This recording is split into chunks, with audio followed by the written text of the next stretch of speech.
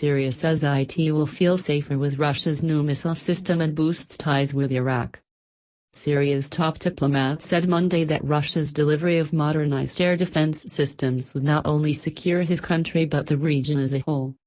Speaking beside Iraqi Foreign Minister Ibrahim al-Jaafari, Syrian Foreign Minister Walid al-Muallem praised the two countries' victories over the Islamic State militant group, ISIS, whose defeat will benefit all the countries of the region and the world, according to his ministry. The Syrian military has also faced off against a 7-year insurgency and intermittent attacks by Israel, which targets suspected Iranian positions across the country. While Russia has sought to balance its ties to fellow Syria ally Iran and Israel, the accidental shoot-down of a Russian Il-20 surveillance plane by Syrian anti-aircraft fire responding to an Israeli air raid prompted Moscow to enhance Syria's defenses by delivering S-300 surface-to-air missile systems. Not only Syria will feel safer owing to supplies of S-300 air defense missile systems, Muallem told reporters in Damascus, according to the state-run TASS Russian news agency. The deployment of this defense weapon will help make the situation more stable and safe across the Middle East. The S-300 transfer has angered the US and Israel, which have both targeted Syrian government positions in the past. Israel has conducted over 200 strikes against sites it claimed were forward bases set up by Iran and the regional militias it supports, while the US has twice bombed Syrian government targets in response to alleged chemical attacks carried out by the Syrian armed forces.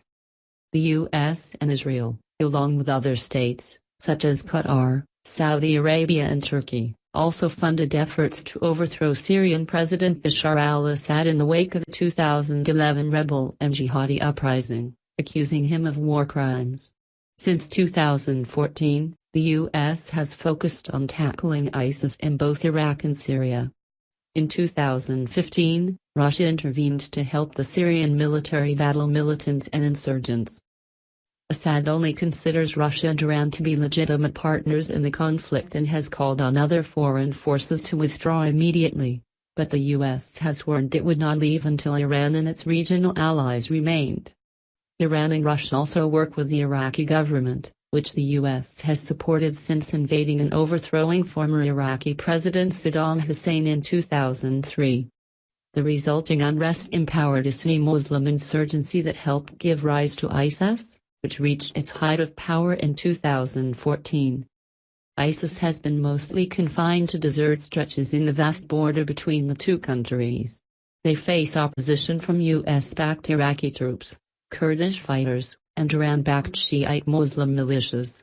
They also go up against the Kurdish Syrian Democratic Forces, who are backed by the US, and the Syrian military, who are backed by Russia and Iran. Both governments regained control of their border last year, but the Syrian side remains split between the Syrian government and the Syrian Democratic Forces.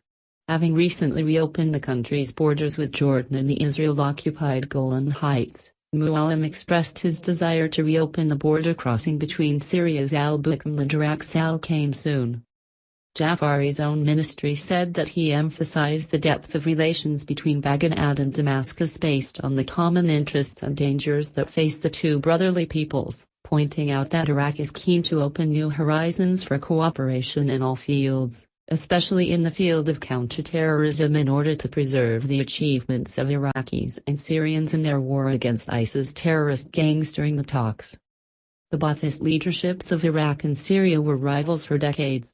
The two countries did not grow close until Hussein was overthrown, after which both Damascus and Tehran established ties to the new administration in Baghdad. The U.S. has accused Iran of fostering unrest in Iraq and closed one of its consulates there earlier this month following attacks Washington blamed on local forces backed by Tehran. The neighboring Shiite Muslim countries have remained close, however, and Russia too has sought to expand its relationship with Iraq.